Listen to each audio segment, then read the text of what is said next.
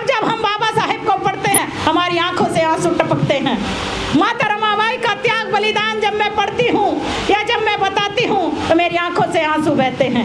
आज हाँ, मैंने जो ये बीड़ा उठाया है बाबा साहेब की बेटी बनने के लिए उठाया है। बाबा साहेब ने अपनी बेटी इंदू को खोया। बाबा साहेब की बेटी इंदू बीमार पड़ी। लंदन के अंदर बाबा साहेब भूखे पेट थे।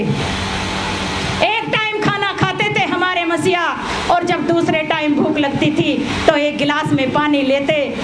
जो दुकानों पर ब्रेड बेकार फेंक दी जाती थी, जिनमें हुई लग जाती थी, हमारे मसीहा उन्हें खरीद कर लाते और उन्हें सुखा कर उस पानी के गिलास में भिगो कर खाते थे।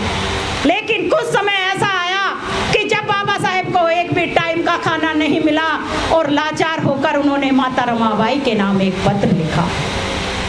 बाबा साहेब ने कहा कि रामू, मैं बहुत बेबस और बेहद लाचार हूँ,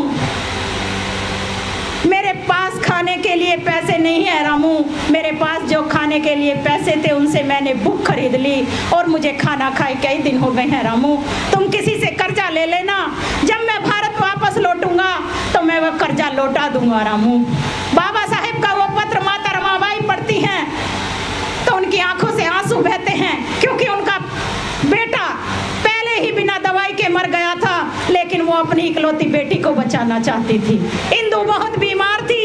बाबा साहेब का पत्र आता है तो उस पत्र को पढ़कर उनकी आंखों से आंसुओं की धारा बह निकलती है कि एक तरफ मेरी बेटी है तो दूसरी तरफ मेरे साहब हैं, जिन्होंने इस समाज की गुलामी की जंजीरों को तोड़ने का संकल्प लिया है।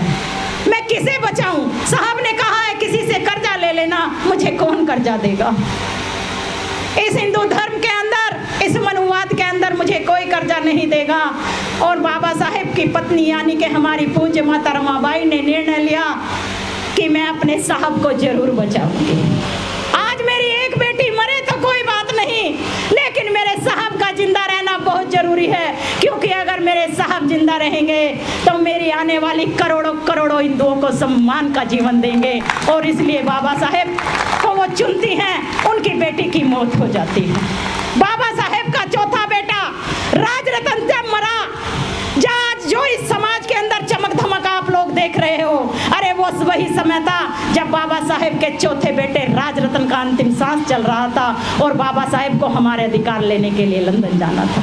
बाबा साहेब ने अपने बेटे को नहीं चुना, बात शॉर्ट में कर रही हूँ। बाबा साहेब ने हमें चुन लिया और अपनी पत्नी माता रमाबाई से कह दिया कि रामू मर जाने दे तू आज राजरतन को। क्यों मर जाने दे? बाबा साहेब ने कहा कि रामू, इस भारत के अंदर जो हमारे ये 7 करोड़ अछूत बच्चे हैं, जो राजरतन से भी ज्यादा बीमार हैं, जिनका जीवन पशुओं से भी बेकार है, जो हजारों सालों से मनुवाद के शिकार हैं, आज रामू मैं उन 7 करोड़ अछूतों को इस देश का शासक बनाने के लिए लंदन जा रहा हूँ। मुझ पर विश्वास रखो रामू, जब मैं लंदन से वापस आऊंगा तो इन्हें 7 करोड़ अछूतों के घर में हमारे बच्चे होंगे, यानी कि एक रमेश, एक इंदु, एक गंगाधर और एक राजरतन इन्हीं के घर में पैदा होंगे। वे हमारा नाम रोशन करेंगे रामू, तुम्हारा बलिदान व्यर्थ नहीं जाएगा। लेकिन बाबा साहेब को नहीं पता था कि बाबा साहेब आपके जाने के बाद ये समाज नमक हराम निकलेगा। इसलिए किसी ने सौगंध खाई हो या ना खाई हो मुझे नहीं पता, मुझे अपना पता है। मैंने ये सौगंध खाई है कि हे बाबा साहेब, तुम्हारी बेटी इंदु मरी, मेरे लिए मरी। माता रमाबाई ने जो त्याग बलिदान किया वो मेरे लिए किया।